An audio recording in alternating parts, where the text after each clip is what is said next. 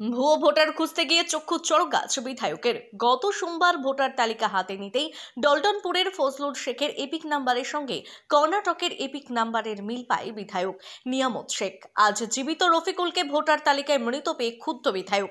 দলনেত্রীর নির্দেশ মতো ভুয়ো ভোটার খুঁজতে মাঠে নেমেছেন তৃণমূল কংগ্রেসের বিধায়ক সহ নেতাকর্মীরা।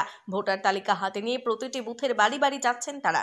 বৃহস্পতিবার সকাল থেকে হরিহরপাড়ার খিদিরপুর সহ কয়েকটি অঞ্চলের ভোটার তালিকা হাতে বাড়ি বাড়ি গিয়ে খোঁজ খবর নেন জেলার প্রবীণ বিধায়ক নিয়ামত শেখ। রোজা রেখেই এদিন পায়ে হেঁটে বাড়ি বাড়ি গিয়ে খোঁজ খবর নেন তিনি। সঙ্গে ছিলেন জেলা পরিষদের সদস্য জিল্লার রহমান সহ নেতাকর্মীরা। জীবিত মানুষকে মৃত করে দেওয়া হচ্ছে ভোটার কার্ডে, কি মনে করছেন? এটা ভীষণ অন্যায়।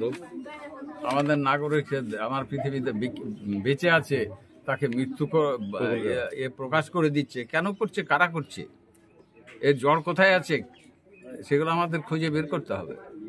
আমাদের নেত্রী আছে, আমাদের নেতা আছে অভিষেক মহাশয়, এনারা রিপোর্ট চেয়েছে, আমরা রিপোর্ট পাঠিয়ে দেবো, ওনারা নিশ্চয়ই এর ব্যবস্থা করবেন। আজকে তো সকাল থেকে ঘুরছেন, আর কি পেয়েছেন আর কোথাও এরকম কোনো ইয়ে?